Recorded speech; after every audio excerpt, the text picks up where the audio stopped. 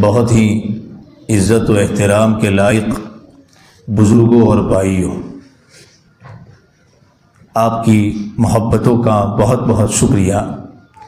اللہ تعالی ہمارے جمع ہونے کو قبول فرمائے اور اللہ ہمیں کچھ فکرے لینے کی توفیق عطا فرمائے اور کہنے والے کو بھی سننے والوں سے زیادہ عمل کی توفیق عطا فرمائے۔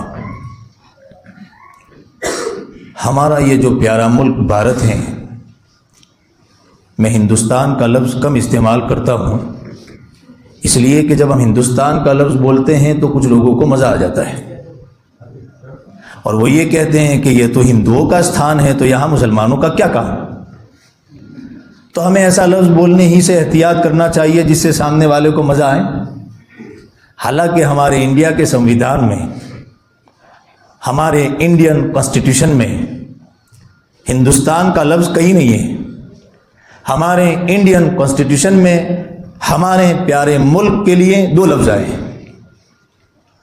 ہمارے انڈیا کا جو سنویدھان ہے، جو کانسٹیٹیوشن ہے،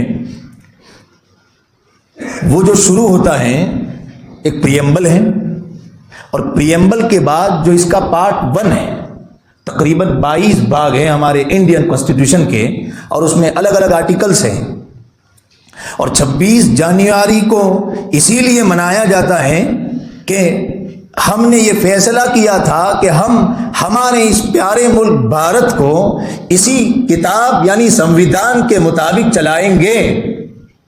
آزادی تو ہمیں 15 اگست کو ملی، لیکن 26 جنوری کو منایا جاتا ہے اس لیے کہ ہم نے یہ فیصلہ کیا تھا کہ ہمارا ملک کسی کی باپ کی جاگیر نہیں ہوگا۔ اس ملک پر جو شاسن کرے گا، جو حکومت کرے گا، اس پر لازم ہوگا کہ وہ انڈیا کے کانسٹیٹیوشن کو سامنے رکھ کر اس ملک کو چلائیں۔ اس کانسٹیٹیوشن میں 2 لفظ ہمارے ملک کے لیے بولے گئے، انڈیا دیٹ از بھارت۔ ہمیں وہی لفظ بولنا چاہیے جو لفظ ہمیں کانسٹیٹیوشن نے دیا ہے۔ اسی لیے میں نے لفظ جان بوجھ کر کے استعمال کیا کہ ہمارے اس پیارے ملک بھارت کو اللہ تعالیٰ نے دنیا کے تمام ملکوں کے مقابلے میں بہت سی خوبیوں اور بہت سی خصوصیات عطا فرمائی ہیں، اور ہمیں اس پر اللہ تعالیٰ کا شکر ادا کرنا چاہیے کہ اللہ تعالیٰ نے ہمیں ایک ایسے ملک میں پیدا فرمایا ہے۔ ہمارے اس ملک کو اگر آپ دیکھیں گے تو یہاں سردی کا موسم بھی ہے، یہاں گرمی کا موسم بھی ہے، اور یہاں بارش بھی ٹھیک ٹھاک ہوتی ہے۔ یہ اللہ تعالیٰ کی بہت بڑی نعمت ہے۔ ورنہ اگر آپ دنیا کے دوسرے ممالک میں جائیں گے، آپ کینیڈا چلے جائیں، آپ امریکہ چلے جائیں، آپ برٹین اور UK چلے جائیں، آپ دنیا کے اور کئی ملکوں میں چلے جائیں، وہاں پر سورج بہت کم دیکھنے کو ملتا ہے، اور جب سورج کم دیکھنے کو ملتا ہے تو سورج کی جو روشنی ہے وہ بھی تو انسانوں کو نہیں ملے گی، اور جب سورج کی روشنی انسانوں کو نہیں ملے گی تو اس کے لیے جو سورج کی روشنی سے اللہ تعالیٰ ہماری باڈی میں جو خوراک جانے دیتا ہے وہ خوراک جائے گا نہیں۔ اسی لیے کینیڈین لوگوں کو، امریکن لوگوں کو، اور ان لوگوں کو جہاں سورج نہیں نکلتا ہے مستقل ٹیبلٹ کھانی پڑتی ہیں جس میں کچھ وٹامن ہوتا ہے جو سورج کی گرمی سے ہمیں ملتا ہے۔ اس ملک کی ایک اور خاصیت ہے کہ یہاں اسپریچول بھی ہیں، یعنی اس ملک میں روحانیت بھی ہے، مذہب بھی ہے، اخلاق بھی ہیں، اور دوسری خصوصیت کہ یہاں سائنس اور ٹیکنالوجی بھی ہے۔ دنیا کے بہت سارے ممالک وہ ہیں جو یا تو سائنس اور ٹیکنالوجی میں آگے ہیں تو روحانیت نہیں ہے، اور وہ اگر روحانیت میں آگے ہیں تو سائنس اور ٹیکنالوجی ان کے پاس نہیں ہے۔ یہ دونوں اللہ تعالیٰ نے ہمارے اس پیارے ملک بھارت کو عطا فرمائے، یہ اللہ تعالیٰ کی ایک بہت بڑی نعمت ہے۔ اور کئی خصوصیات ہیں ہمارے مفسرین نے، جہاں اللہ تعالیٰ نے آدم علیہ السلام کو زمین پر اتارا ہے، علامہ آلوسی رحمہ اللہ نے، علامہ ابن کثیر رحمہ اللہ نے، علامہ ابن جریر طبری رحمہ اللہ نے ایک قول ہی صحیح لیکن ایک قول یہ بھی نقل کیا ہے کہ اللہ نے حضرت آدم علیہ السلام کو جنت سے اتارا سیدھا یہاں پیارے ملک بھارت میں۔ اس وقت کا بھارت بہت بڑا تھا، اور وہاں ایک علاقہ جو آج کل سری لنکا میں ہے، آج بھی آپ انٹرنیٹ پر سرچ کریں گے تو آپ کو آدم علیہ الصلوۃ والسلام کے ریلیٹڈ بہت سی کچھ نشانیاں ہیں جس کو لوگ دیکھنے بھی جاتے ہیں، اگرچہ حتمی اور پکی بات کے طور پر نہیں کہی جا سکتی یہ بات، لیکن ایک قول یہ بھی ہے کہ اللہ تعالیٰ نے حضرت آدم علیہ السلام کو اس پیارے ملک بھارت میں اتارا۔ اتنی غیر معمولی بات ہے، یعنی ہمارے پیارے ملک بھارت کا اسلام سے رشتہ تب سے ہے جب سے اس دنیا میں انسان آیا ہے، نیا نہیں ہے۔ اللہ نے پہلے انسان کو، چونکہ جو پہلا انسان ہے وہ پہلا مسلمان ہے۔ ہم تو تھیوری آف ایوولوشن کو نہیں مانتے، ہم تو جناب ڈاروین کو نہیں مانتے۔ جناب ڈاروین صاحب علمی دنیا میں ایک سائنٹسٹ گزرے ہیں جن کا کہنا یہ ہے کہ انسان پہلے بندر تھا۔ میں یہ کہتا ہوں کہ ڈاروین صاحب اگر آپ کو اپنے باپ دادا کو بندر کہنا ہے تو آپ کہیے، آپ ہمارے باپ دادا کے بارے میں فیصلہ مت کیجئے، اس لیے کہ ہمیں تو پکا پتہ ہے کہ ہمارے باپ دادا تو انسان ہی تھے۔ آپ ہوتے کون ہیں کسی اور نسل کے بارے میں فیصلہ کرنے والے؟ آپ اپنے باپ دادا کو، اپنے نسل کو آپ کو بندر سے ثابت کرنا ہے تو کیجئے۔ ہمارے باپ دادا تو آدم ہیں، اسی لیے تو ہمیں آدمی کہا جاتا ہے نا، آدم والے ہیں ہم۔ تو بہرحال اس ملک کو اللہ تعالیٰ نے عجیب و غریب خصوصیتوں سے نوازا ہے، اور ان خصوصیتوں میں سب سے بڑی خصوصیت یہ بھی ہے کہ اللہ نے پہلے انسان حضرت آدم کو اس ملک میں اتارا، ایک قول کے مطابق، جو غیر معمولی بات ہے۔ اب اگر کچھ لوگ کہتے ہیں کہ مسلمان اس ملک میں بعد میں آئے ہیں، بعد میں آئے ہیں، بعد میں آئے ہیں، تو ہم یہ کہہ سکتے ہیں کہ جب سے انسان آیا ہے تب سے اس ملک مبارک میں آیا ہے۔ پہلا انسان، پہلا مسلمان، پہلا نبی ایک قول کے مطابق اسی بھارت میں آیا ہے۔ تو اس ملک کو بڑی خوبیوں سے اللہ تعالیٰ نے نوازا ہے۔ اور دیکھو ایک بات یاد رکھو، یہ ملک ہمارا اپنا گھر ہے۔ جس طرح ہمارا اپنا ایک چھوٹا گھر ہوتا ہے، اسی طرح یہ ہمارا پیارا ملک بھارت ہمارا بڑا گھر ہے۔ اگر ہمارے چھوٹے گھر کو آگ لگتی ہے، چھوٹے گھر میں ظلم ہوتا ہے تو ہمیں دکھ ہوتا ہے، چھوٹے گھر میں جب لوگ جھگڑتے ہیں تو ہمیں دکھ ہوتا ہے۔ ہمیں اپنے پیارے ملک بھارت کو بھی جلتا ہوا دیکھ کر دکھ ہونا چاہیے، ورنہ ہم پورے مسلمان شاید نہ کہلائیں۔ ہمارے مسلمان ہونے کا تقاضا ہے کہ اگر بھارت میں ظلم ہوتا ہے، اگر بھارت میں ناانصافی ہوتی ہے، اگر بھارت میں غریبوں کا خون چوسا جاتا ہے، اگر بھارت کو کوئی توڑنے کی کوشش کرتا ہے، ہم مسلمان اسلام کا فرض سمجھتے ہوئے آگے بڑھ کر اس کا مقابلہ کرنے کی کوشش کریں گے، جیسا کہ ہمارے اکابرین نے کوشش کی۔ اور مسلمانوں نے تقریباً 1000 سال حکومت کی اس پیارے ملک بھارت میں، 1000 سال لمبی تاریخ ہے، اور مسلمانوں نے اس ملک کو بہت سنوارا ہے، بہت سنوارا ہے۔ 1000 سال کوئی معمولی عرصہ نہیں ہے۔ بھارت یوں سمجھیے کہ ایک نیچے پڑا ہوا تھا، مسلمانوں نے، میں صرف یہ نہیں کہوں گا کہ صرف مسلمان ہی تھے، لیکن مسلمان بھی اچھا خاصا رول پلے کر چکے ہیں بھارت کو آگے بڑھانے میں۔ مسلمانوں نے اس ملک کو بہت سنوارا ہے۔ انگریز بھی تو باہر سے آئے تھے اور مسلمان بھی آئے، اس میں کوئی شک نہیں۔ بھائی اگر باہر کی کوئی چیز آپ کے یہاں الاؤڈ نہیں ہے، ہم بھارت کے لوگوں سے یہ کہیں گے کہ اگر باہر کی کوئی چیز الاؤڈ نہیں ہے تو پھر آپ بہت سی فورین کی چیزوں کو آپ بھارت میں یوز کیوں کرتے ہیں؟ آپ اس کو ریجیکٹ کیجئے، ہم نہیں مانیں گے، اس لیے کہ یہ فورین کی چیز ہے۔ تو چیزوں کو تو آپ استعمال کرتے ہیں۔ انسان اتنا سستا کیسے ہو گیا کہ اگر وہ باہر کا ہے تو اس کو ریجیکٹ کیا جائے؟ اور دیکھو ایک بات یاد رکھو، یہ دھمکیاں نبیوں کو بھی ملی ہے، ہمارے ملک سے چلے جاؤ، دھرم پریورتن کر لو۔ دھرم پریورتن کرنا ہے تو اسلام میں آنا پڑے گا، اس لیے کہ پہلے انسان مسلمان تھے، پہلا بھارتی مسلمان تھا ایک قول کے مطابق۔ تو اگر دھرم پریورتن کرنا ہے، الحمدللہ، اگر دھرم پریورتن کرنا ہے تو مسلمان بننا پڑے گا نا، اس لیے کہ پہلا انسان مسلمان تھا۔ یہاں ایک قرآن کریم کی آیت کی تشریح آپ کے سامنے کرتا ہوں، اور اس سے آپ اندازہ لگائیے کہ قرآن کریم کتنی زندہ کتاب ہے۔ وقال الذین کفروا لرسلہم، رسولوں نے، رسولوں کو ہر زمانوں میں شرک والوں کی طرف سے، ظالمین کی طرف سے یہ دھمکیاں ملی۔ قرآن کہتا ہے 2 دھمکیاں بہت بڑی قرآن کریم نے نقل کی ہیں، اور وہ دھمکیاں یہ ملی کہ لنخرجنکم من ارضنا، کہ بھائی ہم تم کو ہمارے ملک سے نکال دیں گے۔ اب بتائیے یہ دھمکی جو مجھے اور آپ کو دی جاتی ہے، ہر مسلمان کو دی جاتی ہے، یہ نئی ہے یا پرانی ہے؟ ہم نہ جانے ہمارا قصور، ہم یوٹیوب کو جانے، ہم فیس بک کو جانے، ہم ٹویٹر کو جانے، لیکن ہم دین کو نہ جانے، ہم شریعت کو نہ جانے۔ ہم 60 سال سے امام کے پیچھے سورہ فاتحہ پڑھ رہے ہیں اور ہم یہ نہ جانے کہ سورہ فاتحہ کا معنی کیا ہے، تو ہم سے بڑھ کر بدقسمت کوئی نہیں ہوگا۔ ہمیں حق نہیں ہے کہ ہم اپنے آپ کو مسلمان کہلائیں۔ یہ کیسا مسلمان کہ بینک کا ایک میسج آتا ہے تو پریشان ہوتا ہے کہ یہ کیا کہنا چاہتا ہے، کہیں پیسے تو نہیں کٹے، اور 50 سال سے امام کے پیچھے سورہ فاتحہ سن رہا ہے، لیکن اس کو یہ توفیق نہیں ہوئی کہ کسی عالم دین سے یہ پوچھے کہ حضرت سورہ فاتحہ کا ترجمہ تو بتاؤ، کیا امام صاحب کہہ رہے روزانہ الحمدللہ رب العالمین؟ یہ حال بنایا ہے مسلمانوں نے اسلام کا۔ صرف فلاں اور فلاں پارٹی کو الزام دینا غلط ہے، میں بھی کم مجرم نہیں ہوں۔ دھمکیاں دی کہ تم ہمارے ملک سے نکل جاؤ، لنخرجنکم، ہم ضرور نکالیں گے تم کو ہمارے ملک سے۔ کس کو ملی یہ دھمکیاں؟ نبیوں کو۔ کس کو ملی یہ دھمکیاں؟ رسولوں کو۔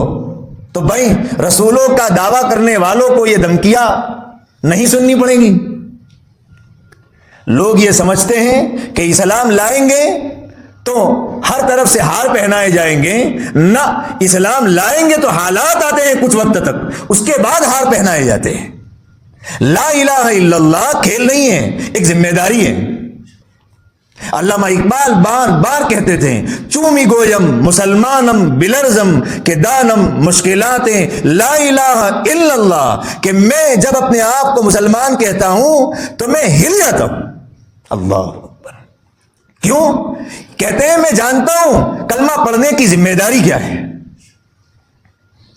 کلمہ پڑھنا پولیس سے بڑی ذمہ داری ہے، کلمہ پڑھنا ڈاکٹر سے بڑی ذمہ داری ہے، کلمہ پڑھنا IAS اور IPS سے بڑی ذمہ داری ہے، کلمہ پڑھنا PM اور پریزیڈنٹ ہونے سے بڑی ذمہ داری ہے۔ کھیل نہیں ہے اسلام جو لوگوں نے بنایا ہے۔ اسلام از دا ریسپانسبلٹی، اسلام ایک ذمہ داری ہے۔ ایک دھمکی تو یہ ملی کہ ہم تم کو نکالیں گے ہمارے ملک سے، اور دوسری دھمکی کیا ملی؟ او لتعودن فی ملتنا، یا ہمارے مذہب میں واپس آ جاؤ۔ کون سے مذہب میں؟ سناتن دھرم میں۔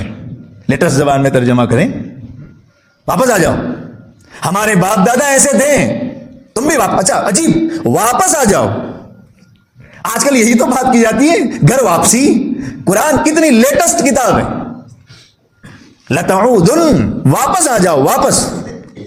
ہر زمانے میں اس پر بات نہیں کر رہا ہوں، یہ ایک الگ موضوع ہے، مجھے بات کسی اور پر کرنی ہے، حالات پر مجھے بات نہیں کرنی، اس کو ذرا ٹچ کرنا ہے۔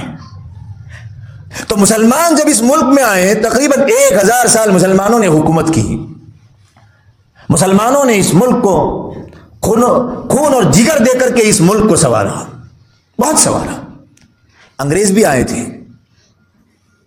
انہوں نے بھی 200 سال کے قریب حکومت کی، لیکن انگریز کے آنے میں اور مسلمان کے آنے میں رات اور دن کا فرق تھا۔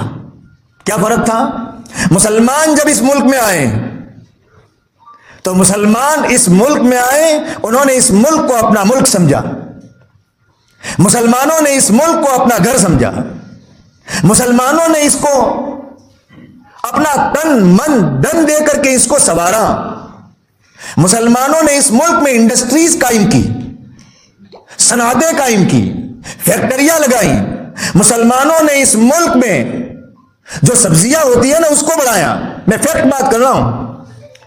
مفکر اسلام حضرت مولانا علی میاں ندوی رحمہ اللہ کی ایک کتاب ہندوستانی مسلمان کو پڑھی ہے، اور انہوں نے غیر مسلم مصنفین کے حوالے سے یہ ثابت کیا ہے کہ یہ باتیں اپنی جگہ صحیح ہیں۔ مسلمانوں نے اس ملک پہ سڑکیں بنوائی۔ آپ کو معلوم ہے مسلمان جب اس ملک میں آیا، اس ملک میں 1-2 کوالٹی کا آم ہوتا تھا، آم، مینگوز، کیری۔ مسلمانوں نے اس ملک میں آم کی کوالٹیز کو بڑھا دیا، یعنی صرف دینی اعتبار سے مسلمانوں نے اس ملک کو نہیں سنوارا، مسلمانوں نے اس ملک کو دنیاوی اعتبار سے بھی بہت اونچا کیا ہے، بہت اونچا کیا ہے۔ اس ملک میں عورت کی ویلیو 0 تھی، جس عورت کے شوہر کا انتقال ہو جاتا تھا اس عورت کا تو جینا حرام ہو جاتا تھا. وہ عورت اپنے شوہر کی چتا پر بیٹھ کر ستی ہو جاتی تھی، یعنی ستی کی رسم ادا کی جاتی تھی. مسلمان بادشاہوں نے سمجھا کر کے اس رسم کو ختم کیا یا کم کیا؟ معمولی بات ہے. عورتوں کی عزتوں کو بڑھایا مسلمانوں نے اس ملک میں. دینی، دنیاوی، اخلاقی ہر اعتبار سے مسلمانوں نے اس ملک کو خوب سینچا ہے 1000 سال. لیکن کہتے ہیں نا کہ جب کوئی چیز زیادہ ہو جاتی ہے تو اس میں کچھ کمزوریاں پیدا ہوتی ہیں. جو چیز شروعات میں جتنی پاورفل ہوتی ہے، گھر جب نیا نیا بنتا ہے تو خوب چمکتا ہے، مضبوط دیواریں ہوتی ہیں اس کی، لیکن جب ایک وقت گزر جاتا ہے تو اس میں کچھ بوکھلاہٹ پیدا ہوتی ہے. وہی ہوا. انصاف کے ساتھ ہمیں کہنا چاہیے کہ پھر مسلمانوں میں بھی عیاشیاں شروع ہوئی، مسلمانوں میں بھی آپس میں اختلاف شروع ہوئے، مسلمانوں میں بھی آپس میں جھگڑے شروع ہوئے، مسلمانوں میں بھی آپس میں تو اور میں شروع ہوئی. تو پھر اللہ کی کوئی رشتہ داری نہیں ہے کسی سے. یہ بات ہمیشہ یاد رکھیے.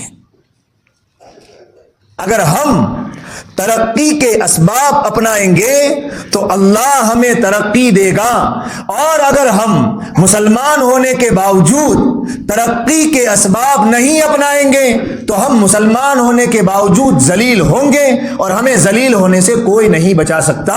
یہ بات لکھ لیجئے. اللہ کی کسی سے کوئی رشتہ داری نہیں ہے. یعنی اللہ یہ نہیں کرتا کہ تم تو مسلمان ہو نا، تم کرو جتنے گناہ چاہیں، میں عذاب نہیں دوں گا. نہ، اللہ کا یہ سسٹم نہیں ہے. امریکہ جرم کرے گا، امریکہ بھی پکڑا جائے گا، اور اگر مکے اور مدینہ میں ظلم ہوگا، مکہ اور مدینہ بھی پکڑا جائے گا. قانون ہے اللہ کا. انصاف والا ہے اللہ، المقسط اس کی صفت ہے. کوئی رشتہ داری نہیں ہے اللہ کی کسی سے. خوب سمجھے اس بات کو. آج مسلمان وقت ضائع کر رہا ہے، آج مسلمان کیریکٹر لیس ہو گیا ہے، آج مسلمان بھی دھوکہ دے رہا ہے. میں اپنے آپ کو کہہ رہا ہوں، اس لیے یہ حالات اور یہ تباہی ہے. ایک اور موضوع ہے جس پر میں بات کروں گا تو اصل موضوع رہ جائے گا. تو بہرحال جب مسلمانوں میں بھی ذرا بوکھلاہٹ پیدا ہوئی، عیاشیاں شروع ہوئی، انہوں نے بھی صرف تاج محل اور فلاں بنانا شروع کیا، تو پھر اللہ نے عذاب کے طور پر انگریزوں کو اس ملک میں مسلط کیا. انگریز مسلمان بادشاہوں کی بدعملی کا نتیجہ ہے، اور بس. یہ بات حضرت مولانا مناظر حسن گیلانی رحمہ اللہ نے تذکرہ شاہ ولی اللہ میں صاف صاف لکھی ہے. اور انگریز آیا تو اس نے کیا کیا؟ اللہ اکبر. انگریز اس ملک میں آیا تو وہ اس لیے نہیں آیا جس اعتبار سے مسلمان آئے تھے. مسلمان تو اس ملک کو سنوارنے کے لیے آئے تھے، اور مسلمانوں نے سنوارا بھی کمزوریوں کے باوجود. انگریز کیا سمجھ کر آیا تھا؟ انگریز اس ملک کو دودھ دینے والی گائے سمجھ کر آیا تھا. کون سے دودھ دینے والی گائے؟ جس کو گھاس اور چارہ کم سے کم ڈالو اور دودھ زیادہ سے زیادہ نہیں چھوڑو. یہی کیا ہے انگریز نے اس ملک کے ساتھ. وفادار بن کر نہیں آیا تھا، خیر خواہ بن کر نہیں آیا تھا. وہ اس کو سونے کی چڑیا سمجھ کر لوٹنے کے لیے آیا تھا، اور لوٹا. ہندوستانی مسلمانوں کے اخلاق اچھے تھے، انگریز نے آ کر کے بھارت کے عوام کے اخلاق کو بگاڑ دیا. یہاں کے باشندوں میں، بھارت کے باشندوں میں مہمان نوازی تھی، انگریز نے آ کر کے اس کو ختم کیا. چونکہ جیسے حکمراں ایسے لوگ، الناس علی دین ملوکی. اگر سرکار چلانے والے ظلم کریں گے تو عام آدمی بھی تو ظلم کرے گا نا. اگر سرکار چلانے والے جھوٹ بولیں گے تو عام آدمی بھی تو جھوٹ بولے گا. اگر سرکار چلانے والے رشوت لیں گے تو عام آدمی بھی تو رشوت لے گا. الناس علی دین ملوکی. انگریزوں نے اس ملک کے باشندوں کے اخلاق کو برباد کر دیا، کیونکہ وہ خود ایسے تھے. مہمان نوازی تھی، ایک دوسرے کی مدد کرنا تھا، ایک دوسرے کے مذہب اور دھرم کا احترام کرنا تھا. ان سب کو انگریزوں نے بہت ہی کمپلیکیٹڈ طریقے سے ختم کر دیا. لڑایا آپس میں خوب، مذہب کے نام پر، دھرم کے نام پر، فلاں اور فلاں کے نام پر. یہ ملک بہت مالدار تھا انگریزوں کے آنے سے پہلے، اور اورنگزیب عالمگیر رحمہ اللہ نے ایک مرتبہ اپنے ملک کی آمدنی یا اپنے ملک کے کسی علاقے کی آمدنی کو گننے کے لیے بٹھایا. کئی دن چاندی اور سونے کے سکوں کے گننے میں لگ گئے، کئی دن، کتاب میں لکھا ہے. اتنا مالدار ترین تھا یہ ملک. انڈسٹریز تھی یہاں بے روزگاری نہیں تھی، یہاں کے لوگ سکھی زندگی گزار رہے تھے. انگریز نے آ کر جتنے بھی بڑے بڑے بڑے عہدے تھے وہاں بہت ہی چال بازی کر کے، چونکہ وہ قوم چال بازی میں بہت مشہور ہے، انگریز چال بازی میں بہت مشہور ہے، تو انہوں نے بہت ہی چال بازی کے ساتھ جو بھارت کے لوگ تھے ایک ایک کر کے ان کو اتارا اور اپنے دھوکے باز، عیار، مکار، کیریکٹر لیس، اخلاق سے خالی لوگوں کو ان پوسٹ پر بٹھایا. پھر کیا تھا؟ ایسے لوگ جب پوسٹ پر آئیں گے کیا حال کریں گے وہ ملک کا؟ انگریز یہاں سے کچا مال انگلینڈ اور برٹن بھیجتا تھا اور وہاں سے اچھی چیزیں تیار کر کے یہاں مہنگے داموں میں بیچتا تھا. یہ ہے سچائی. اور یہ وہ قوم جس کی نقل کرنے کی بھارت کوشش کر رہا ہے. کوٹ بوٹ، پینٹ سوٹ، وہ آوارہ پن، وہ ننگا پن، وہ یہاں سے کچھ پھٹا ہوا اور یہاں سے کچھ پھٹا ہوا. انگریزوں کی نقل کی عادت کا یہ حال ہے. ہم ظاہری اعتبار سے آزاد ہوئے ہیں، ذہنی اعتبار سے ہم غلام ہیں. ہمارے حضرت مولانا خلیل الرحمن سجاد نعمانی صاحب دامت برکاتہم اکثر یہ بات سنایا کرتے ہیں کہ کسی ٹی سٹال پر کوئی انگریز کھڑا کھڑا کافی پی رہا تھا اور کسی وجہ سے برف کا ایک ٹکڑا اس کی کافی کے کپ میں، مگ میں گر گیا. پاس میں ایک انڈین بھی چائے پی رہا ہوگا، کافی پی رہا ہوگا. اس نے تعجب سے دیکھا کہ یہ انگریز کے کپ میں آئس کیوب ہے، برف کا ٹکڑا ہے. اوہو، لگتا ہے کہ فیشن بدل گیا ہے، اب کافی میں برف کا ٹکڑا ڈال کر پینا یہی فیشن ہے. اس نے بھی اپنا مگ آگے بڑھایا، کہا بھیا ایک برف کا ٹکڑا اس میں بھی ڈال دو. یہ حال ہے. اسلام آزادی سکھاتا ہے. اللہ کے نبی نے ہمیں غلام نہیں بنایا، اللہ کے نبی علیہ السلام نے ہمیں آزاد بنایا ہے. انگریز نے اس ملک کا خزانہ لوٹ لوٹ کر کے انگلینڈ منتقل کیا اور اس ملک کو دیوالیہ بنا دیا، اس میں کوئی شک نہیں. مہنگائی بہت بڑھ گئی انگریزوں کے زمانے میں.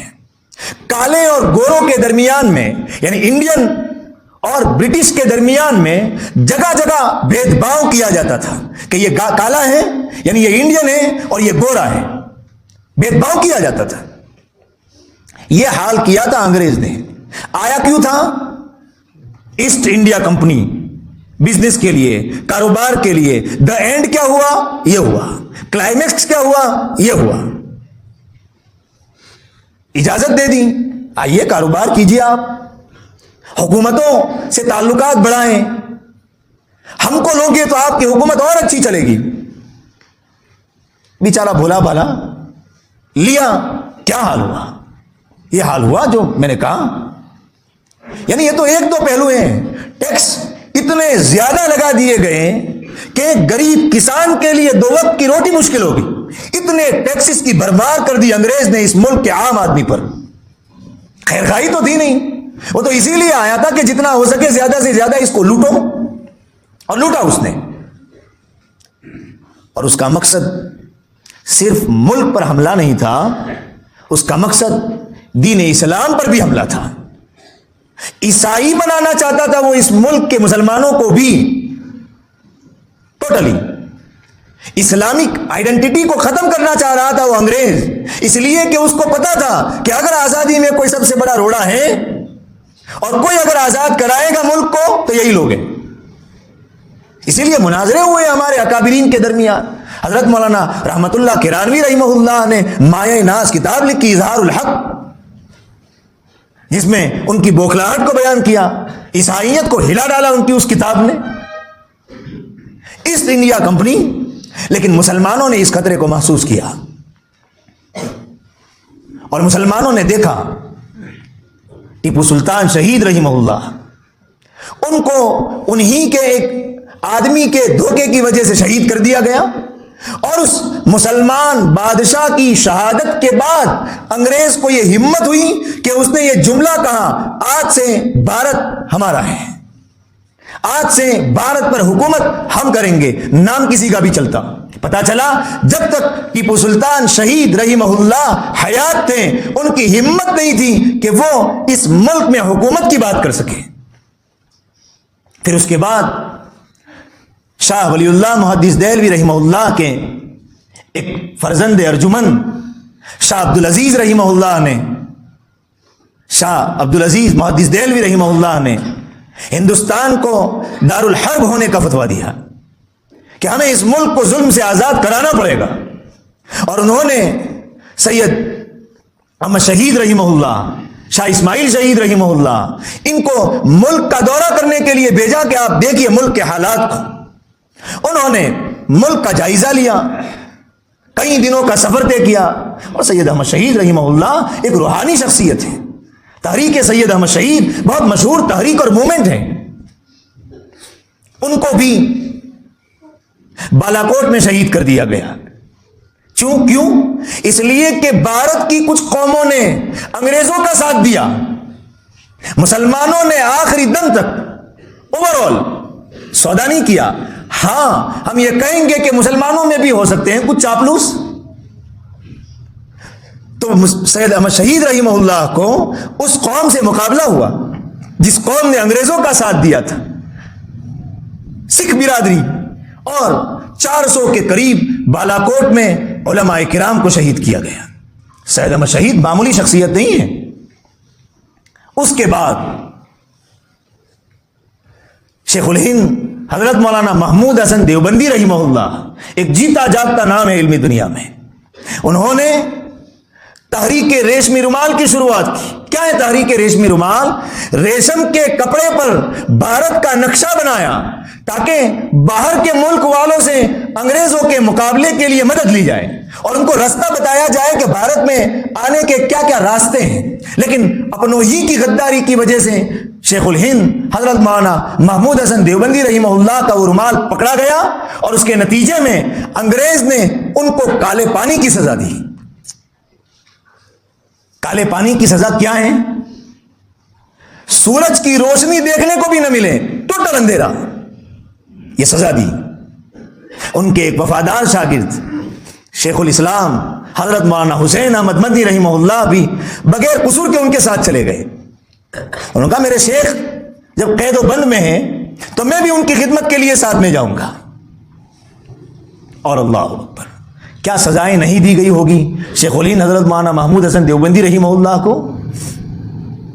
اس کے بعد ان کی جیل میں سانپ بھی چھوڑا گیا تاکہ وہ سانپ حضرت کو ڈس لے اور حضرت مر جائے، لیکن اللہ والے ہوتے ہیں۔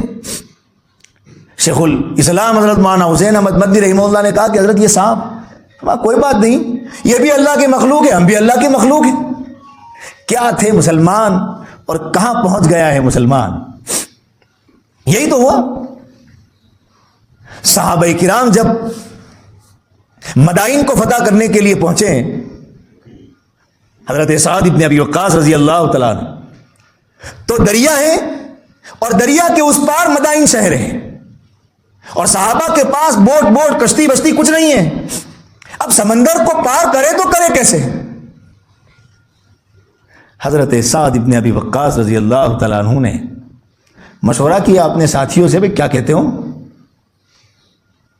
حضرت سلمان فارسی رضی اللہ تعالیٰ عنہ نے ایک جواب دیا، فرمایا ان ھذا الدین لجدید، حضرت یہ دین مٹنے کے لیے نہیں آیا، ابھی تو اس کو بہت کام کرنا ہے، ہم ڈوبیں گے نہیں۔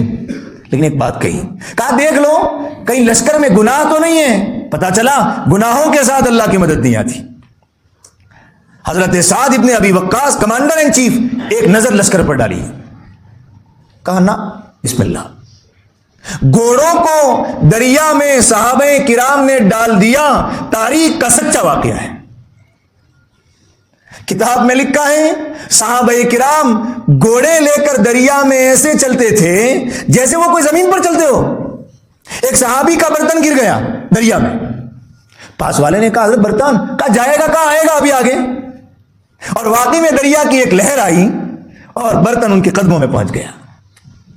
مدائن والوں نے جب دیکھا کہ یہ تو دریا میں گھوڑے دوڑا کر آ رہے ہیں تو کیا کہتے ہیں وہ, دیو آمدن دیو آمدن, کوئی بھوت پریت آ گئے, کوئی بھوت پریت آ گئے. واہ رے صحابہ, یقین محکم, عمل پہ ہم, محبت فاتح عالم. ان کا وہ یقین تھا نا کہ دریا ڈبائے گا نہیں جب تک اللہ اجازت نہیں دے گا. مسلمان کا تو یقین ہی سب کچھ ہے. تو حضرت شیخ الہند رحمہ اللہ نے فرمایا یہ بھی اللہ کی مخلوق ہے, ہم بھی اللہ کی مخلوق. حضرت ذکر کرتے تھے تو جب حضرت لا الہ الا اللہ لا الہ الا اللہ جب کہتے تھے تو وہ صاحب بھی زمین پر اپنا ماتھا مارتا تھا, چلا گیا, کوئی نقصان نہیں پہنچایا. شیخ الہند رحمہ اللہ جب باہر آئے ہیں اس جیل سے, بالکل کتنے سال کی عمر تھی, 70 سال کی. 70 سال کا بوڑھا, اسیران مالٹا کتابیں. تو کچھ چاپلوس لوگوں نے کہا کہ حضرت چھوڑو نہیں, آزادی بازادی کہیں پڑھاؤ اپنے, چپ چاپ کونے میں بیٹھ کر. حضرت نے کہا مر جاؤں گا, آخری سانس تک اپنے ملک کے لیے مقابلہ کروں گا, اسلام کے لیے مقابلہ کروں گا. یہ ہیں قربانیاں ہمارے اکابرین کی. حضرت مولانا ظفر احمد تھانیسری رحمہ اللہ, ان کو پانی پت کی جیل میں اس طریقے سے بند کیا گیا کہ اگر آگے جھکتے ہیں تو بھی لوہے, پیچھے جھکتے ہیں تو بھی لوہا, اس طرف جھکتے ہیں تو بھی لوہے کی کیل, اور اس طرف جھکتے ہیں تو بھی لوہے کی کیل. یہ ہے ہماری اکابرین کی قربانیاں. حضرت مولانا ظفر احمد تھانیسری رحمہ اللہ, حضرت مولانا حاجی امداد اللہ مہاجر مکی رحمہ اللہ, حضرت مولانا ابوالکلام آزاد رحمہ اللہ. احمد نگر کی جیل میں رکھا گیا. مولانا ابوالکلام آزاد رحمہ اللہ کو ان کی بیوی نے خط لکھا. غبار خاطر حضرت کی ایک کتاب ہے جس میں وہ خطوط چھپے. حضرت کی بیوی نے خط لکھا, بھائی میں بیمار ہوں, کچھ اجازت لے کر کے آ جاؤ نا انگریزوں سے. فرمایا تو بھی, خط میں لکھ رہے ہیں, فرمایا تو اکیلی بیمار ہے, یہاں پورا ملک بیمار ہے. حضرت کا جواب ہے, پھر سے خط لکھتی ہیں, آ جاؤ, میری موت کا کوئی بھروسہ نہیں. حضرت نے جواب میں لکھا, میں انگریزوں سے بھیک نہیں مانگوں گا, اور نوٹ کر کے لکھا شاید میرا خط پہنچے اور تیرا جنازہ اٹھاؤ. اور واقعی میں ایسا ہوا, حضرت کا خط پہنچا اور ان کی بیوی کا انتقال ہو گیا. یہ ہے قربانیاں. اور لکھا تو مر گئی تو بھی کوئی کم کی بات نہیں, ہم جنت میں ملیں گے. یہ ہیں اکابرین کی قربانیاں. حضرت مولانا قاسم نانوتوی رحمہ اللہ, کن کن کے نام گنائے جائے. تو مسلمانوں نے اور ہمارے اکابرین نے اس ملک کو سینچا ہے خون دے کر کے. اور مسلمانوں کے ساتھ کچھ اور بھی ہمارے برادران عزیز تھے, برادران وطن تھے. پنڈت جواہر لال نہرو ہو, ڈاکٹر بابا صاحب بھیم راؤ امبیڈکر ہو, یا چاہے اور وہ لوگ ہیں جن کے نام تاریخ میں خوب شور سے لیے جاتے ہیں, کتابوں میں انہیں کو پڑھایا جاتا ہے, جن کی زیادہ تر قربانیاں تھیں ان کو تو بیچاروں کو غائب کر دیا گیا, تاریخ کو بدل دیا گیا, ہسٹری کو بدل دیا گیا. اور ایسا لگتا ہے کہ بس یہ 2-5 لوگ تھے جنہوں نے جنگ آزادی میں حصہ لیا ہے, باقی ان کے علاوہ کوئی تھے ہی نہیں جنہوں نے جنگ آزادی میں حصہ لیا. 14,000 کے قریب شہادتیں ہوئی ہیں اس ملک کو آزاد کرانے کے لیے. اور مسلمانوں کے لیے تو دوہرا مسئلہ تھا نا, مسلمانوں کے لیے تو اپنے اسلام کا بھی تو مسئلہ تھا. اور یہ سپوت کس نے دیے؟ یہ سپوت مدرسوں نے دیے, دارالعلوم دیوبند نے دیے, جہاں سے نکلنے والے شاگردوں نے اس ملک کو آزاد کرایا, قربانیاں دی. الزام لگایا جاتا ہے مدرسوں پر کہ مدرسے میں دہشت گردی سکھائی جاتی ہے، مدرسے میں ٹیررزم سکھایا جاتا ہے؟ کیا ملک کو آزاد کرانا ٹیررزم ہے؟ کیا دیش کو آزاد کرانا آتنکواد ہے؟ اگر یہ آتنکواد ہے تو یہ آتنکواد تو اچھا ہے۔ مدرسوں میں ماں باپ کی خدمت کرنا سکھایا جاتا ہے، اپنے ملک سے وفاداری سکھائی جاتی ہے، نان مسلموں کو گلے لگانا سکھایا جاتا ہے، یہ تعلیمات ہے مدرسوں کی۔ اور اگر مدرسہ نہ ہوتا تو شاید اس ملک کی آزادی میں بھی ابھی کمی ہوتی۔ اس ملک کی آزادی میں مسلمانوں کا برابر رول رہا ہے، اور شانہ بشانہ غیر مسلم بھائیوں نے اور مسلمانوں نے اس ملک کو بالآخر آزاد کرایا، اور آزاد کرایا اور اس ملک کے لیے کانسٹیٹیوشن بنا، اور اس کانسٹیٹیوشن میں یہ طے پایا کہ ہم بھارت کے لوگ اسی کانسٹیٹیوشن کو سامنے رکھتے ہوئے اپنے اس ملک کو چلائیں گے، اور اسی کے مطابق یہاں حکومت کرنے والے حکومت کریں گے۔ اس کانسٹیٹیوشن میں آسانی کے ساتھ وہ کانسٹیٹیوشن نہیں بنا، کئی ڈیبیٹس ہوئی ہیں اس کانسٹیٹیوشن کو بننے میں، ایک ایک لفظ پر جانچ پڑتال کی گئی ہے کہ اس لفظ کو رکھا جائے یا اس لفظ کو نہ رکھا جائے۔ اور کانسٹیٹیوشن کے بننے میں ایک بہت بڑا نام لیا جاتا ہے ڈاکٹر بھیم راؤ امبیڈکر کا، اس میں کوئی شک نہیں ہے کہ ان کا بہت بڑا رول رہا ہے کانسٹیٹیوشن کو بنانے میں، لیکن مسلمانوں کا بھی بہت بڑا رول رہا ہے کانسٹیٹیوشن کو بنانے میں، سنویدھان کو بنانے میں۔ تو کہنے کا میری اب تک کی بات کا خلاصہ یہ ہے کہ مسلمانوں کے باب میں آج کل جس طریقے سے باتیں کہی جاتی ہیں، اسکول اور کالجز میں جس قسم کا سلیبس پڑھایا جاتا ہے، اس کا حقیقت سے کوئی لینا دینا نہیں ہے۔ مسلمانوں نے اس ملک کے لیے قربانیاں دی ہیں، اور کیوں قربانیاں دی مسلمانوں نے؟ کیوں؟ اس لیے کہ مسلمان جس اسلام کو مانتے ہیں، مسلمانوں کا اسلام یہ سکھاتا ہے کہ مسلمانوں تم جس سماج میں رہتے ہو اس سماج میں ظلم نہیں ہونا چاہیے۔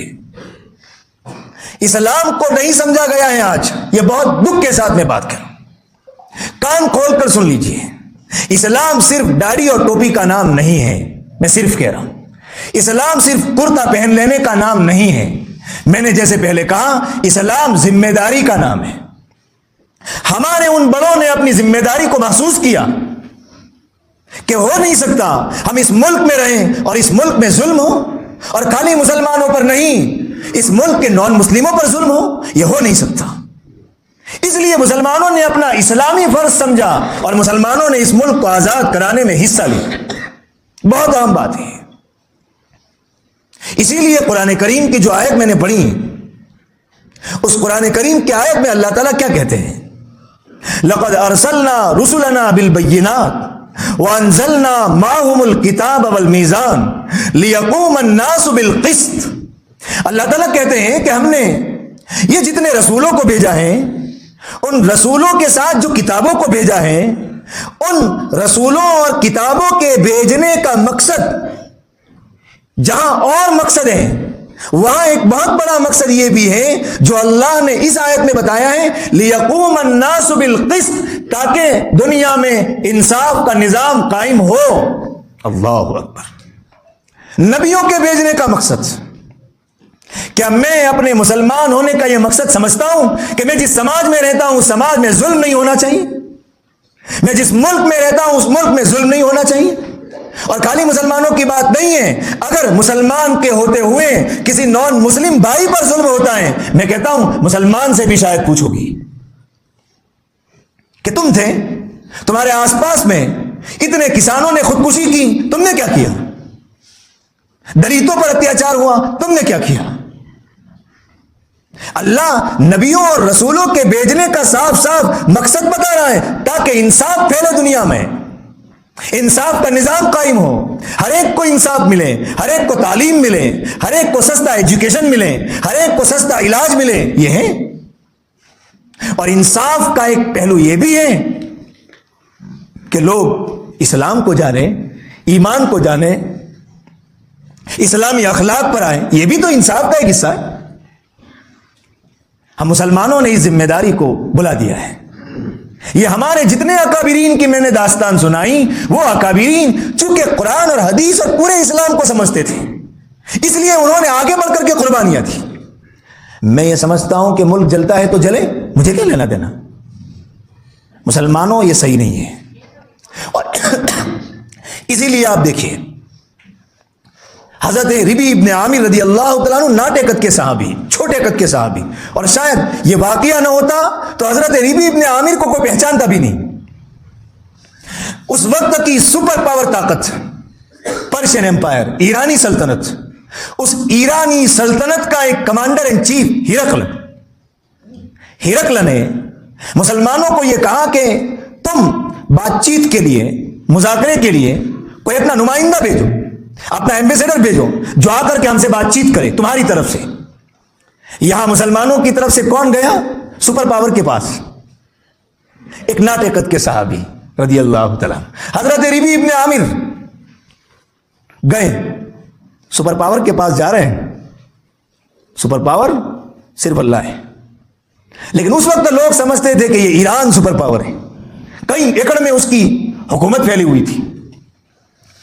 دربان پر روک دیا, دروازے پر. کہاں؟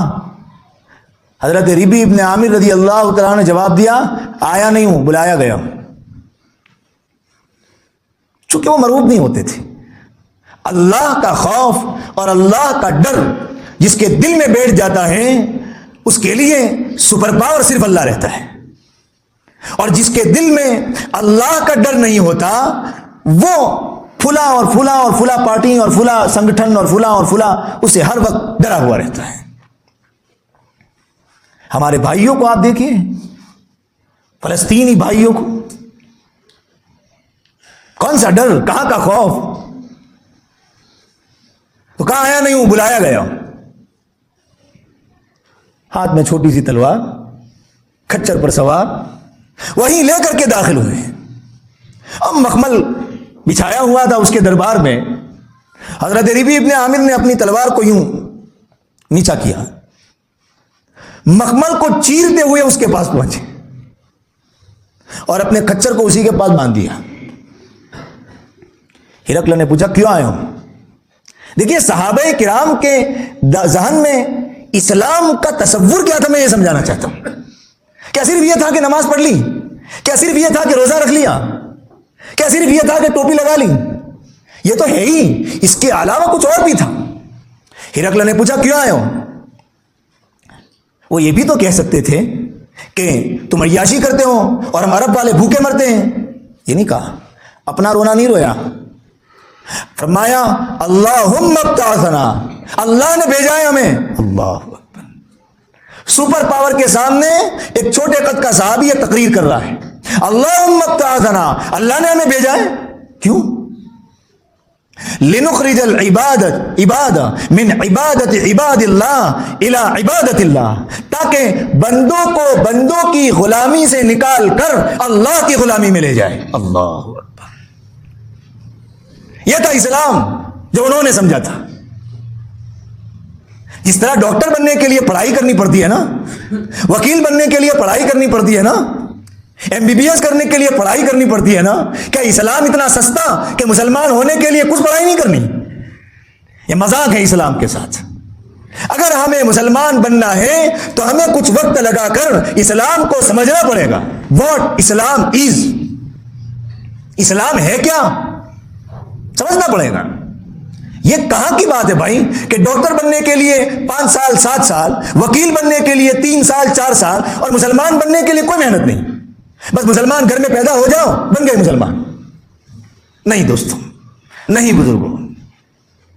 فرمایا اللہ نے بھیجا ہے تاکہ بندوں کو بندوں کی غلامی سے, یہ تم نے جو عوام کو غلام بنایا ہے نا, یہ جو تم خدا بنے بیٹھے ہو نا, ہم تمہاری خدائیت کو توڑنے آئے. اللہ اکبر. کیا جرت ہے. بندگی صرف اللہ کی چلے گی, تمہاری نہیں. یہ ماتھا صرف اللہ کے سامنے جھکے گا, تمہارے سامنے نہیں. اور دوسری بات کہیں وَمِن جَوْرِ الْأَدْيَانِ إِلَىٰ عَدْلِ الْإِسْلَامِ, اور ہم اسلام کا نظام انٹروڈیوس کرانے آئے ہیں کہ اسلام انصاف والا نظام پسند کرتا ہے. تم بھی ظلم کو چھوڑو اور اسلام کے انصاف کے نظام کو اپلائی کرو. ہم حکومت لینے کے لیے نہیں آئے, حکومت تم کرو لیکن انصاف کو اپناؤ.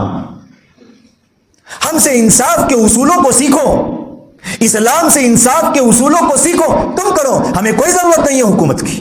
اور آج بھی ہمارے اکابرین نے اس ملک کے لیے جو قربانیاں دی تھی وہ اس لیے نہیں دی تھی کہ ان کو بڑی بڑی گدیاں ملے. خوب سمجھ لیجئے, ہمارے اکابرین نے تو ساری قربانیاں دی, لیکن جب ایوارڈ لینے کا موقع آیا, انعام لینے کا موقع آیا, تو انہوں نے اپنے آپ کو مدرسوں میں بند کر دیا. یہ اخلاص ہے. یہ اخلاص غلامان مصطفیٰ کے علاوہ کہیں نہیں مل سکتا. یہ اخلاص اسی کو مل سکتا ہے جس کے سامنے آخرت ہو, جس کے سامنے جنت ہو, جس کے سامنے جہنم ہو, جس کو مرنا ہو, جس کو یہ یقین ہو کہ مجھے مر کر اللہ کو حساب دینا ہے. جو آخرت کو نہیں مانتا, جو جنت کو نہیں مانتا, جو جہنم کو نہیں مانتا, وہ تو دنیا کے لیے کرے گا نا. اللہ کے نبی علیہ السلام کی تاریخ ہے بزرگوں کہ آپ نے لکھ لیجئے اس بات کو, آپ نے جب بھی اسلام کو قربانی کا موقع پیش آیا, اللہ کے نبی نے اپنے رشتہ داروں کو پہلی صف میں کھڑا کیا ہے.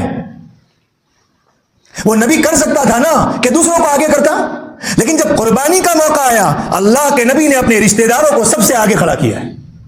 حضرت فاطمہ آپ کی صاحبزادی جب آپ کے پاس تشریف لائی, اللہ کے نبی یہ میں چکی پیستے پیستے میرے ہاتھ میں چھالے پڑ گئے, مجھے غلام تو دو. اللہ کے نبی نے فرمایا فاطمہ غلام سے بھی اچھی ایک چیز نہ بتاؤں. غلام نہیں دیا آپ نے, آپ کی بیٹی تھی, آپ چاہتے تو 5-6 غلام دے دیتے. آپ نے فرمایا فاطمہ ہر نماز کے بعد 33 مرتبہ سبحان اللہ, 33 مرتبہ الحمدللہ, 34 مرتبہ اللہ اکبر پڑھا کرو. غزوہ بدر میں اسلام کی باقاعدہ ہونے والی پہلی جنگ مقابلے کے لیے آپ جانتے ہیں اللہ کے نبی نے سب سے پہلے کس کو پیش کیا؟ آپ نے نہیں کہا کہ صحابہ تم آؤ, آپ نے فرمایا علی آؤ. علی کون ہے؟ علی آپ کے چچا کے لڑکے ہیں, علی آپ کے داماد ہیں. وہ نبی قربانی کے لیے اپنے داماد کو پہلے پیش کر رہا ہے. دوسرا نام کس کا لیا؟ حمزہ. آؤ. حمزہ کون ہے؟ آپ کے سگے چچا ہیں. تیسرے صحابی آپ کے رشتہ دار ہیں, ان کو آپ نے کھڑا کیا. پتا چلا جب بھی قربانی کا موقع آیا ہے اس نبی نے اپنے جگر کے ٹکڑوں کو سب سے پہلے پیش کیا ہے, لیکن جب لینے کا موقع آیا, جب فائدہ اٹھانے کا موقع آیا, اس نبی نے اپنے خاندان کو سب سے پیچھے رکھا ہے. فرمایا زکوٰۃ سید گھرانے کے لیے حرام ہے. واہ نبی, کیا وہ نبی یہ نہیں کر سکتا تھا کہ دوسروں کو جتنی زکوٰۃ دیتے ہو اس سے زیادہ زکوٰۃ سید کو دو؟ فرمایا سید کے لیے زکوٰۃ حرام. یہی طرز ہمارے اکابر نے اپنایا کہ جب دینے کا موقع آیا سب سے پہلے, لیکن جب لینے کا موقع آیا سب سے پیچھے. آج میرا مزاج یہ بن گیا کہ جب کچھ قربانی کا موقع آتا ہے میں سب سے پیچھے ہوتا ہوں, لیکن جب نام لکھوانے کا موقع آتا ہے, اپنی واہواہی کا نام آتا ہے تو میں سب سے پہلے آتا ہوں. میں کمیٹی میں ہوں تو میں کمیٹی میں ہونے کا فائدہ اٹھاتا ہوں کہ میں اپنے رشتہ داروں کو نمبر 1 پر رکھتا ہوں اور دوسروں کو نمبر 2 پر. نہ, یہ سنت نہیں ہے, یہ سنت نہیں ہے. تو فرمایا حضرت ربیع ابن عامر نے ہم اس لیے آئے ہیں تاکہ بھائی یہ تو جو خدا بنے بیٹھے ہو نا, اپنی خدائی کو چھوڑو, لوگوں پر ظلم مت کرو, انصاف تو کرو. اللہ اکبر. اور تیسری بات فرمائی وَمِن ضِيقِ الدُّنْيَا إِلَىٰ سَعَتِهَا, اور یہ جو تم نے جکڑ دیا ہے نا دنیا کی تنگی میں, ہم یہ چاہتے ہیں کہ لوگ دنیا میں خوشحالی سے جیے. دنیا میں اسلام دنیا کو پہلے جنت بنانا چاہتا ہے. اسلام پر عمل کرنے کا فائدہ صرف یہ نہیں ہے کہ مرنے کے بعد جنت ملے گی. اسلام پر عمل کرنے کا فائدہ سب سے پہلے یہ ہے کہ دنیا جنت بنے گی. اسلام کو سمجھیے بزرگوں. میں نے مشکات شریف میں طلبہ کو ایک روایت پڑھائی, میں حیران رہ گیا. ایک صحابی آ گئے نبی علیہ السلام کے پاس, فرمایا اللہ کے رسول مل اسلام, اسلام کیا ہے؟ جانتے ہیں نبی علیہ السلام نے کیا فرمایا؟ طیب الکلام, اچھی بات کرنا اسلام ہے. اللہ, پہلی بات. کیا میں کبھی سمجھتا ہوں کہ اچھی بات کرنا بھی اسلام ہے؟ میں تو سمجھتا ہوں کہ کرتا پہن کے جتنی چاہے گالیاں بکو, معاذ اللہ. میں تو سمجھتا ہوں میں نے ٹوپی لگا لی نا, میں نے داڑھی رکھ لی نا, ابھی میں جیسے چاہے اتھڑ بولی بولوں.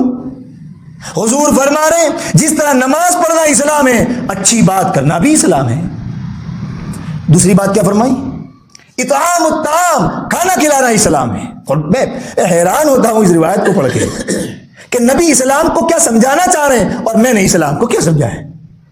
اور کھانا کھلانے میں صرف مسلمان نہیں ہے, کھانا کھلانے میں عام ہے, مسلمان ہو یا نان مسلم. یہ تو ایک اور لمبا موضوع ہے کہ اسلام کیا ہے. تو اسلام کو چونکہ ہمارے اکابرین نے سمجھا تھا، اس لیے انہوں نے اپنا فرض سمجھا کہ اس سماج کو ظلم سے بچانا ہمارا فرض ہے، ایک غیر مسلم کو بھی ظلم سے بچانا ہمارا فرض ہے، مسلمان کو بھی ظلم سے بچانا ہمارا فرض ہے، عورت کو عزت دلانا ہمارا فرض ہے، کرائم اور جرائم کو ختم کرنا ہمارا فرض ہے، انگریزوں کی لوٹ کو ختم کرنا ہمارا فرض ہے۔ اس لیے مسلمانوں نے آگے بڑھ کر اس ملک کو آزاد کرایا۔ کیوں؟ اس لیے کہ انہوں نے اسلام کو پورا سمجھا تھا کہ یہ ہے اسلام، اس لیے مسلمانوں نے قربانیاں دی، اکابرین نے قربانیاں دی۔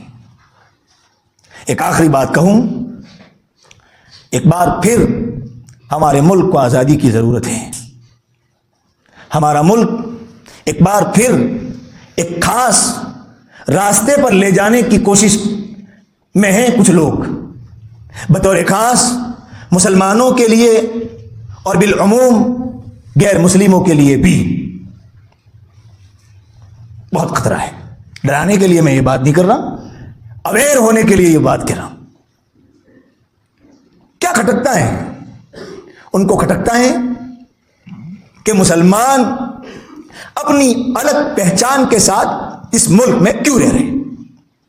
مسلمان بھی مکس ہو جائے، جس طرح غیر مسلم بچیاں بغیر حجاب کے آتی ہیں، نان مسلم بچیاں بھی بغیر حجاب کے آئیں۔ اصل مسئلہ صرف حجاب کا نہیں ہے، اصل مسئلہ صرف مدرسے کا نہیں ہے، اصل مسئلہ ہے مسلمانوں کی آئیڈینٹی کا، کہ یہ مسلمان ٹھیک ہے نماز روزہ پڑھیں لیکن یہ ہمارے درمیان میں مکس ہو جائے۔ اور مدرسوں کی قربانیاں، اکابرین کی قربانیاں، کہ صرف مسلمان وہ قوم ہے جس نے اب تک اس ملک میں اپنی ایک الگ پہچان بچا کر رکھی ہے، اور ہمیں اس کو اور مضبوط کرنا ہے۔ ہمیں اسلام ہی ہمارے لیے اصل گول ہے، اسلام ہی ہمیں یہ کہتا ہے کہ تم اس ملک میں محبت کے ساتھ رہو، امن کے ساتھ رہو، چین کے ساتھ رہو، غیر مسلموں سے کندھے سے کندھا ملا کر کے رہو۔ لیکن بھائی اسلام کو ہم چھوڑ دیں یہ تو نہیں ہوگا۔ مسلمان کے لیے اسلام نمبر 1 کی چیز ہے، اور وہی اسلام ہمیں کہتا ہے کہ ملک سے پیار کرو۔ تو دونوں کے درمیان میں کوئی تضاد تو نہیں ہے نا، کوئی تضاد نہیں ہے۔ مسلمان جب پاکستان بنا تو مسلمان کے لیے موقع تھا کہ وہاں چلا جائے، لیکن مسلمانوں نے اپنے ہوش و حواس میں، ہمارے اکابرین نے یہ طے کیا ہم اس ملک میں رہیں گے۔ اور آپ جانتے ہیں یہ فیصلہ کرنے والے کون تھے؟ یہ فیصلہ کرنے والے تھے فضائل اعمال کے مصنف شیخ الحدیث حضرت مولانا محمد زکریا صاحب، وقت کا قطب شاہ عبد القادر رائے پوری رحمہ اللہ۔ ان اکابرین نے فیصلہ کیا کہ بھائی ہم تو یہی رہیں گے، اور آج ہمیں ان کے اس فیصلے کی قدر ہوتی ہے کہ انہوں نے کتنا بڑا فیصلہ لیا تھا۔ بہرحال ہمارے اس ملک کو ایک بار پھر ایک خاص رنگ میں رنگنے کی کوشش کی جاتی ہے، لیکن افسوس دشمن جتنا اویئر ہے، جتنی کوشش اسلام کو مٹانے کی کر رہا ہے، میں اسلام کو بچانے کی اتنی کوئی کوشش نہیں کر رہا ہوں۔ ہمیں سب سے پہلے ایک اچھا مسلمان خود بھی بننا ہے، اور اپنے بچوں کو بھی ڈاکٹر، وکیل، انجینئر جو بنانا ہے بنائیے، سب سے پہلے ایک اچھا مسلمان بنائیے۔ یہ میں خلاصے کے طور پر 1-2 باتیں نقل کرتا ہوں۔ وہ اسکول جائیں، لیکن دیکھو اسکول میں جانے والوں پر خطرہ اس لیے زیادہ ہے کہ ان کو آہستہ آہستہ ایسا پڑھایا جاتا ہے کہ ان بیچاروں کو کچھ خبر نہیں، والی کو فرصت نہیں ہے کہ وہ یہ پوچھے بچہ کیا پڑھ کے آیا ہے۔ اس لیے اسکول پڑھائیے، اس میں کوئی بری بات نہیں ہے، خوب پڑھائیے۔ اسلام ہمیں کہتا ہے ہمیں اچھے ڈاکٹر کی بھی ضرورت ہے۔ ظاہر بات ہے کوئی بیمار ہوگا تو شیخ الحدیث صاحب تو نہیں آئیں گے نا، ڈاکٹر ہی تو آئیں گے۔ محلے کے امام صاحب تو نہیں آئیں گے، ڈاکٹر ہی تو آئیں گے۔ کسی کو کوارٹ میں ضرورت پڑے گی تو امام صاحب تو نہیں آئیں گے نا، وکیل ہی تو آئیں گے۔ تو ہمیں جہاں علماء کی ضرورت ہے، صلحاء کی ضرورت ہے، وہیں پر ہمیں اچھے ڈاکٹرز بھی چاہیے، وکیل بھی چاہیے، لٹیرے نہیں چاہیے، ڈاکٹر چاہیے۔ آج کل ہیں لیکن وہ ڈاکٹر کم، وہ خالی جگہ زیادہ ہے، خالی جگہ آپ پور کر لیجئے، وہ زیادہ ہے، اتنی فیس رکھو آپریشن ہوگا۔ سبحان اللہ۔ بھارت سے ایک بات یاد آئی، بھارت کے مسلمانوں نے ڈاکٹری کو بھی بہت آگے بڑھایا ہے اس ملک میں۔ دواخانے، میڈیکل انڈسٹریز کو مسلمانوں نے اس ملک میں بہت آگے بڑھایا ہے. اس لیے نمبر 1 اپنے بچوں کے ذہن و دماغ میں پیسوں کی محبت کم، ایمان اور اسلام کی محبت بڑھ دیجیے. گھر میں ہر وقت پیسہ، یہ بل وہ بل، اس کی باتیں نہ ہو. گھر میں ان باتوں کے ساتھ ساتھ ایمان اور اسلام کی بھی باتیں ہو. کفر اور شرک سے نفرت پیدا کیجیے اپنے بچوں میں. میں کافر اور مشرک سے نہیں کہہ رہا ہوں، ان کو تو ہمیں گلے لگانا ہے، وہ ہمارے بھائی ہیں. ہمیں ہمارے نبی نے ان کو گلے لگانا ہی سکھایا ہے. اور دیکھو آج کل جو ایک بات کہی جاتی ہے نا، اچھا وہ مجھے یاد آ گیا کہ بھائی اب تو اخلاق کا زمانہ نہیں ہے. سبحان اللہ، بس اب تو نکل جاؤ. میں کہتا ہوں ابو جہل نے اخلاق چھوڑے، کیا اللہ کے نبی نے اخلاق چھوڑے؟ میں کہتا ہوں ابو لہب نے اخلاق چھوڑے، کیا ابو بکر نے اخلاق چھوڑے؟ فتح مکہ ہوا، سارے مشرکین آپ کے سامنے، جنہوں نے بلال کو تپتی ہوئی ریت پر لٹایا تھا، جنہوں نے حضرت خبیب کو پھانسی کے پھندے پر چڑھایا تھا، جنہوں نے حضرت صہیب رومی کو روکا تھا، سب کھڑے ہیں. کیا حضور نے کسی سے بدلہ لیا؟ یہ ہے مسلمان. حضور نے کیا فرمایا؟ لا تثریب علیکم الیوم، جاؤ بھائی تم سب کے سب آزاد ہو. اللہ، یہ سکھایا ہے ہمیں ہمارے نبی نے. ایک صحابی تکل لگا رہے ہیں الیوم یوم المرحمہ، آج تو جنگ کا دن ہے. حضور کو پتا چلا تو حضور نے ان کو بلایا، کہا یہ مت کہو، یہ کہو الیوم یوم المرحمہ، آج تو رحم کا دن ہے. واہ نبی، کوئی ہمارے ساتھ کتنا ہی برا کرے، مسلمان اس کے ساتھ اچھا ہی کرتا ہے. لوگ ہمارے راستے میں چاہے کانٹے بچھائیں، بھائی ہم تو جس نبی کے امتی ہیں اس نے تو ہمیشہ ہمیں پھولوں کے بچھانے کی دعوت دی ہے. ہم پہلے بھی بچھاتے آئے ہیں، آج بھی بچھائیں گے. اور سب برے نہیں ہیں، کچھ لوگ برے ہیں، سب برے نہیں ہیں. اس لیے نمبر 1 اپنی نسل کی فکر کیجیے. ایمان اور اسلام اور کفر اور شرک سے نفرت بھر دیجیے.